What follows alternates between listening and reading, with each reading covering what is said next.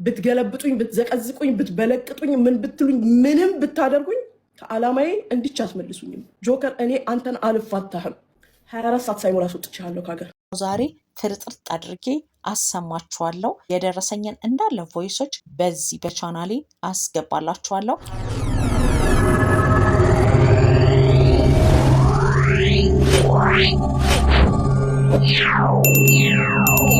አረ ጉድ ነው ሚዲያ ላይ በቃ ሚዲያ ትልቁም ትንሹም ያገባውም ያላገባውም የወለደውም ያልወለደው በቃ ሁሉም መቶ የሚቀልበት በቃ ራሱ የሚያራክስበት እንደሆነ በደንብ የእብዶች መንደር እንደሆነ ቲክቶክን አይቼዋለሁ። የእብዶች መናኸሪያ ሕክምና የሚያስፈልጋቸው በጣም ብዙ ሰዎች ቲክቶክ ላይ እንዳሉ ታውቃላችሁ ቤተሰብ። አሁን ደግሞ ትልቁን እብደት ይዛ የመጣችው ሞኒት ናት። እኔ ጤነኛም አትመስለኝም።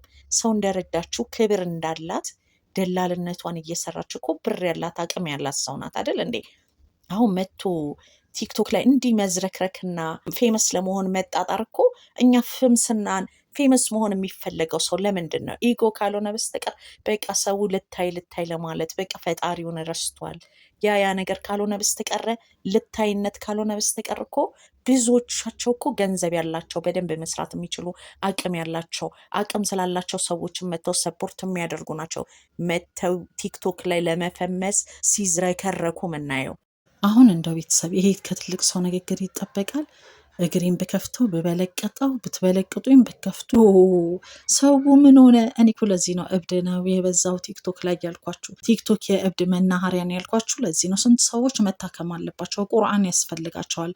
ክርስቲያኖቹ ደግሞ ጸበል ያስፈልጋቸዋል። ቁርአን የሚቀራበት ቁርአን ያስፈልጓል ሙስሊሙ። ክርስቲያኑ ደግሞ ወደ ጸበል መሄድ አለበት ያልኳችሁ ለዚህ ነው። ከትልቅ ሰው ማይጠበቅ ሚዲያ ላይ እየተወጣ እግሬን ብዘቀዝቁኝ ብከፍቱኝ ብትበለቅጡኝ አረ ሲደብር። አሁንስ እያፈርኩኝ ነው። ለምሳሌ ሳራ ሀበሺ ዱባይ ያለችው ሬስቶራንት አላት ምናምን። ድሮ እንግዲህ ስሟ የሚታወቅ በጣም የተከበረች በጣም ብዙ ነገር ነበረች። ግን መታ ለጊፍት እየሰጠች ይሄ አንበሳ ለሚለቅሙትና ጌም እየተጫወቱ ለሚለምኑት ጊፍት በመስጠት ምን በማለት አሁን እሷም ስሟ ጠፍቶ ተዝረክርካ እዚህም እዛም ሚዲያ ላይ በቃ ከእብዶቹ ጋር ተቀላቀለች። ስለዚህ በጣም ሕክምና ያስፈልጋቸዋል። በጣም ታመዋል። እና ዛሬ ጉድ ነው የሰማሁት። የሚገርመው ነገር ከዚች ከሙኒ ጀርባ በጣም ብዙ ነገር አለ ለካ። ያው እናንተ የምታውቁት 6 ልጆች እንዳላትና አላህ እንደዛ ማይበለ 6 ልጆች ያላት 2 ልጆቿ ያው በኦቲዝም ታማሚዎች እንደሆኑ ነው እኛ የምናውቀው። ሌላው ደግሞ ያው የሴቶችን በደላልነት ብር በልታ ከዛ በኋላ እነዚህ ታዋቂ ብር እናስመልሳለን የሚሉትን ጊፍት እየሰጠቻቸው እያሳመነቻቸው ምን እያለች ቀስ ብዬ ከፍላለሁ ብላ እሷ እዚህ ጋር እንትኔን አሰራው እንትኔን አስጠበቅኩ እንትኔን አስተለኩ እያለች መታ የሰው ብር እያለባት የምታወራ ሴት ናት፣ ሳታፍር ማለት ነው።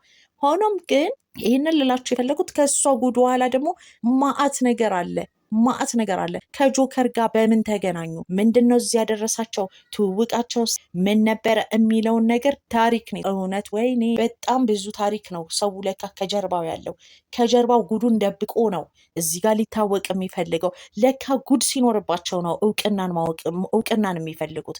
በእውቅናና በሰዎች በመወደድ እራሳቸውን ሊደብቁ የሚፈልጉም ሰዎች እንዳሉ እኔ ዛሬ ተረድቻለሁኝ። በጣም ከባድ ነው። እራሳችንን ሰትረን መቀመጥ እየቻልን ስማችንን እያጠፋን እራሳችንን እያዝረከረከን የራሳችንን ክብር እያወረድን ለቲክቶክ ለጊፍት ነው ለእውቅና ነው ወይንም ደግሞ ልታይ አለኝ ለማለት ነው። በጣም ከባድ ነው። አለኝና ልታይ እኮ ደብቁኝ ይመጣል። ይሄ የታወቀ ነው። ምንም ከምንም የማይካድ ነው። ስለዚህ በዛሬው ዕለት ከጆከር ጋር ይሄ ፊቱን አሳይቶ ከማያውቅ ማንነቱ ያልታወቀ ምን ይሁን የማይታወቅ ዘር ከዘር ሲያባላና ሲሳደብ አፉን ሲከፍት የነበረ ሰው ጋር ውርድ ዝቅ ብላ ለካ ይሄ ሁሉ ከሱ ጋር የምትጨቃጨቀው ሙኒት የምትሰዳደበው አፏን የምትካፈተው ለው ምን የምትለው ለካ ከኋላዋ ማአት ጉድ ስላለ ነው። እሷም ማአት ጉድ ስላለ ነው። ጆከር ለካ ለዚህ ነው በኮንፊደንስ ያለውን አሰማችኋለሁ።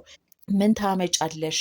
ለህግ አቅርቢኝ፣ በቃ እገልሻለሁ፣ ማስረጃ እንዲሆንሽ ይኸው ቃሌን እሰጣለሁ ብሎ የተናገረው ለካ ምን ያህል በራሱ ቢተማመን ነው፣ ምን ያህል የእሷ ጉዶች ስላሉ ነው ብለን ስናስብ ለካ ከሰማሁት ነገር ጋር ጉድ ስላለበት ነው፣ ጉድ ስላለባት ነው ለካ ይህን ያህል ጆከር መጥቶ ገልሻለሁኝ ማስረጃ ይሆንሽ ምናምን ያለው። እሷም አይዲህናም ብላ ያወጣችው ነገር አለ።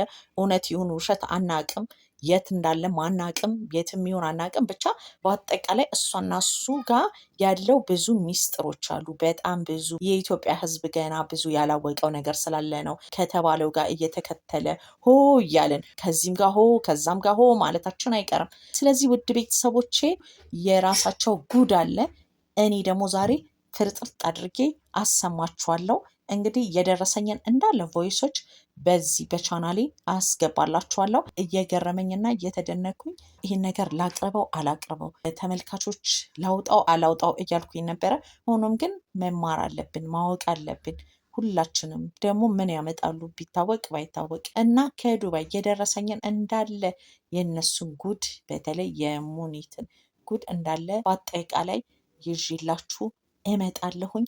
እና ውድ ቤተሰቦቼ አሁን ቪዲዮ በጣም ረዘመብኝ። ቲክቶክ ደግሞ ይህን ያህል ረጅም ቪዲዮ እንደማይፈቅድ ታውቃላችሁ። ይህንን ቻናል ቤተሰብ እያደረጋችሁ በሚቀጥለው ቪዲዮ ክፍል 2 ይዤላችሁ እመጣለሁ። ጠብቁኝ። ወዳችኋለሁ። እናንተ ፎሎ እያደረጋችሁ ጠብቁኝ ባይ